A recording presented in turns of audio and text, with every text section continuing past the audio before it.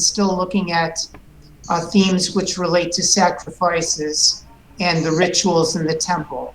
So let me bring up that worksheet for us.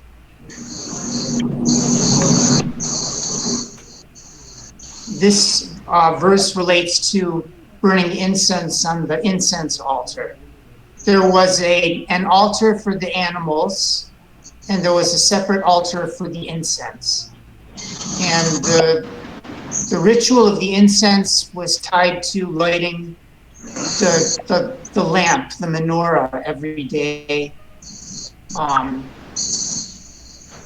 And also in the morning when they would clean out the menorah from the previous evening, getting it ready for lighting once more, that would also be an opportunity for the incense worship.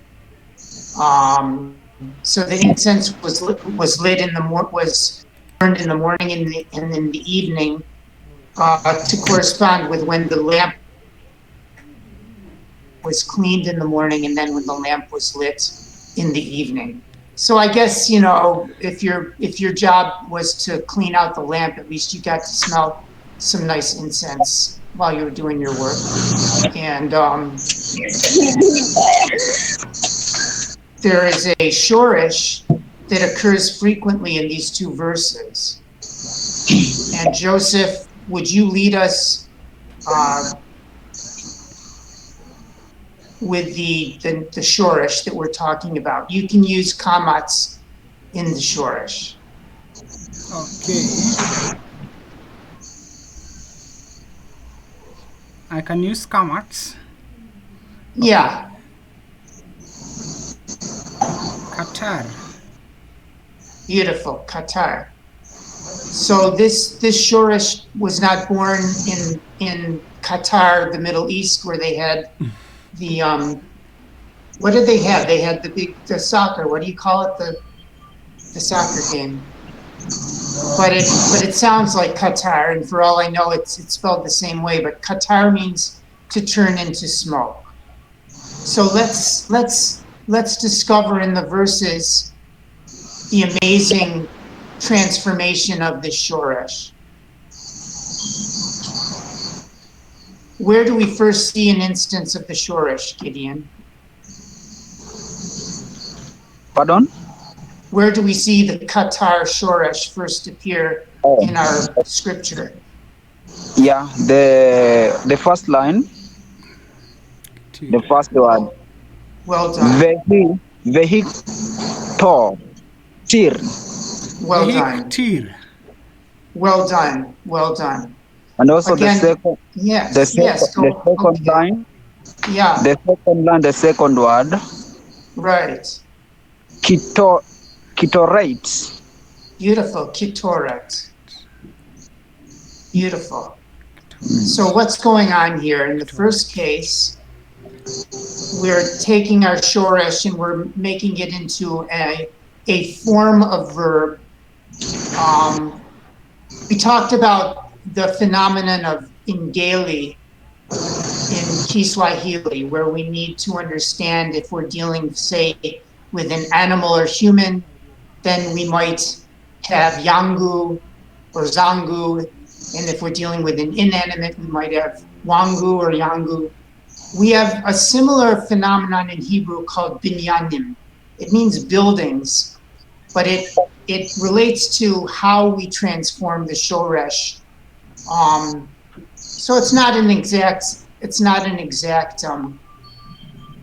parallel case in Gali and binyanim, but it's the same idea that you need to know these various forms in Hebrew, just like you need to learn your Ngali.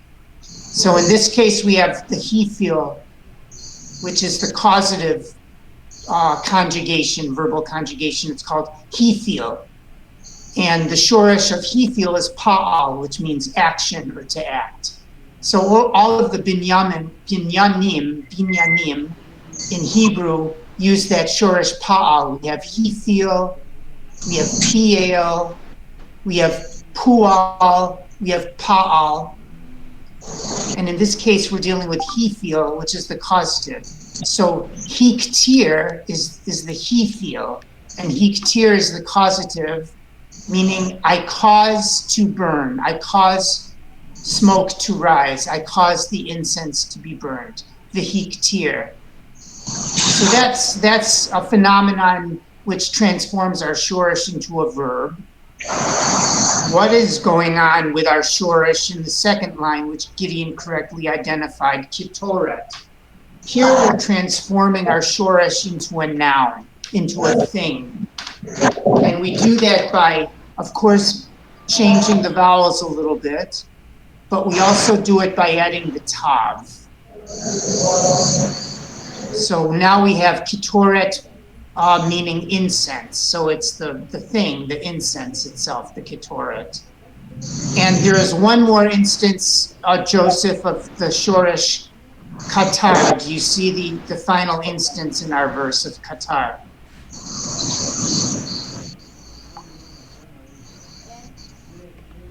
Yes, there is ketoret. So ketoret, I'm not sure where you're looking. Are you looking in the second verse already? We're just sticking with the first verse, the last line. I was teaching where there was a blinking understroke. Oh, I see. We're looking for the final instance of katar in this first verse. Do you see it? Yes, I see it. Okay, and how would we pronounce that word?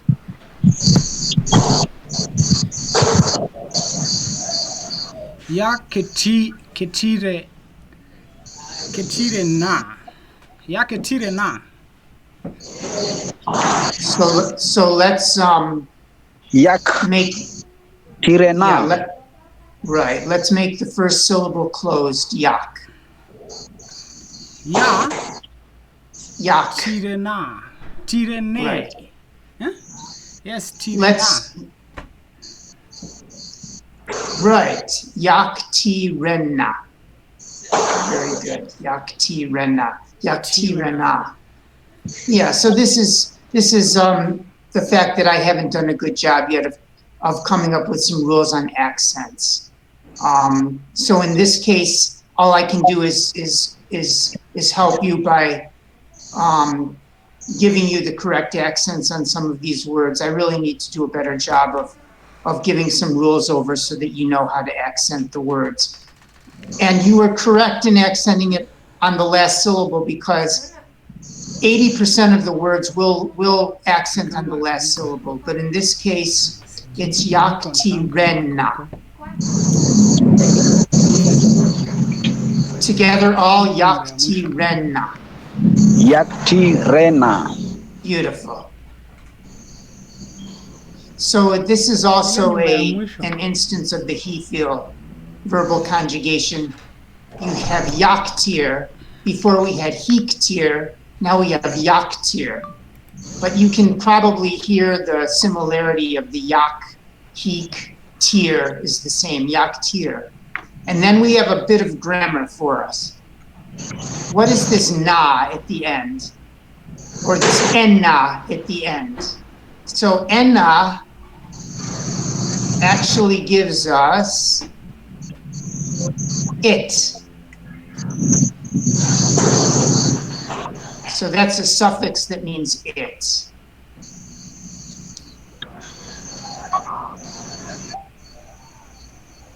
Yaktirena, he will cause it to burn, namely the incense. Yaktirena.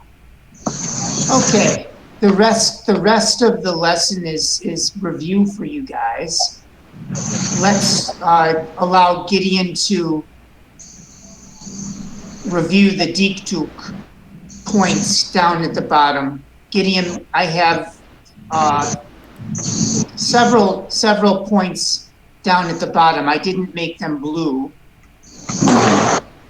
Can you give us over the pronunciation of the Hebrew and the meanings of the dikduk, of the grammar points? Yes.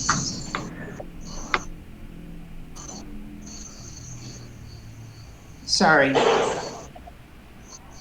Not a problem. Here we go. Yekem. Right. Yechem. Nice. You are. Yes, you're. It's a possessive. And then we're familiar with the next one. Yeah. Okay. Ve. Or Right. I keep on popping up there. Go ahead. Yeah. ve or u. Mm-hmm. Yes. And good. Continue. Da. Right. In the. Nice. Ha. Right. The. Nice. Na. Right. It. Nice. Actually, it's enna, but I couldn't figure out how to put the segol at the beginning there, so I'll work on that.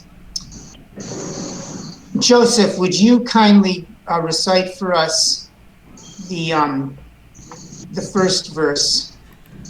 Yes. Thank you. Thank you very much. Is Zion a part of the lesson? Part of the verse? It's the numbering of the verses. It's verse Zion or verse 7. So we don't pronounce that. We just understand it. Okay. It's identifying verse 7. Yeah.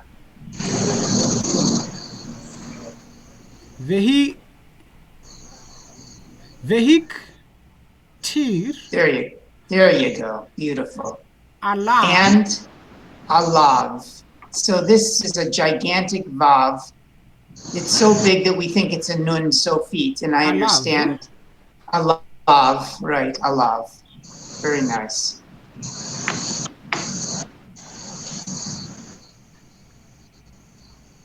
Continue. Aharon. There you go. And now you have a proper nun sofit at the end. Well done. Continue. Ketoret. Beautiful. Samim. Beautiful. That means spices.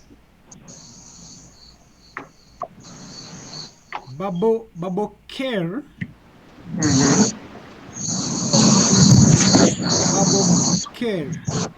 Nice. Baboker. It's actually boker, baboker. Yes, baboker. Nice. Every morning.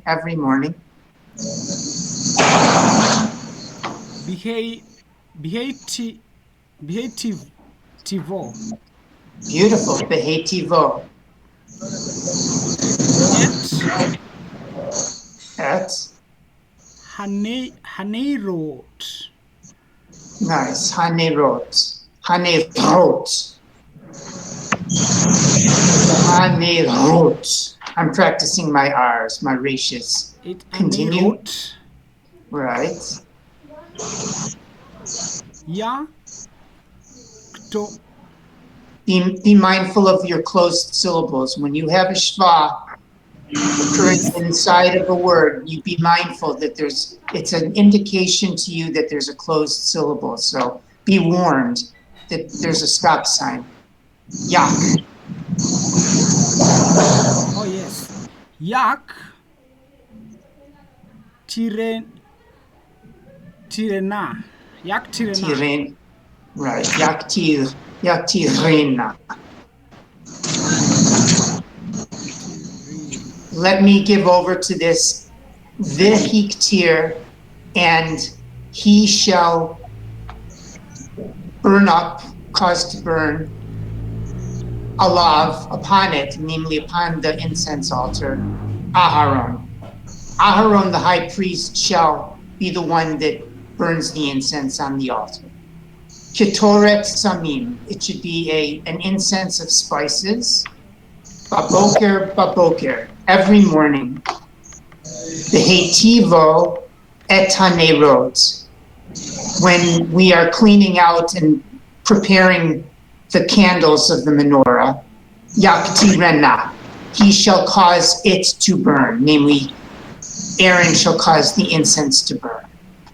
Gideon, would you kindly give us the next Hebrew verse? Yes. I guess the height is not part of the sentence. Right. Right. It's also numbering. It's numbering number 8. Okay. Yeah, verse 8. Uvha alot Beautiful. Uphalot. Aharon Nice. et hanerot Beautiful. Etanedrot. ben Ben. haare bayim Ha'arbaim. Right. bayim Beautiful. yak tirena Beautiful. Yaktiv Rena. ketoret Beautiful. Ketoret. tamid Tamid. Beautiful. Continue. lifne Lifnei. yena This is the name of God. Yehovah Nice. ledo rotei hem Beautiful. Litorotechem. Ubeha'olot Aharon etanerot. And when Aaron lights the candles of the menorah, ben ha'arbaim, in the evening, yaktirena, he shall also burn the incense. Ketoret tamid. It's a daily offering of incense. Lifnei Hashem, before God, lidorotechem, throughout your generations. Of course, we don't have the temple service at this time. We're waiting for that's part of the end times, in my belief anyways, that we will have the temple again and be able to offer the service. But that would be a discussion that would be a great debate for another time. I'd be interested to know your opinion on that, Joseph, the idea of the temple, having the temple service again in the end days. But but anyway, beautiful reading, and let's see what happens in our 9 p.m. class. I think we will have Subi and possibly Phoebe, and it should be a beautiful class. Today was also a beautiful class. Maria's reading is just blossoming, and your reading, Joseph, is blossoming, and Gideon as well. So that's all I have. Yes, for today, Joseph, continue to recover, feel better. Gideon, thank you as always for your support. yeah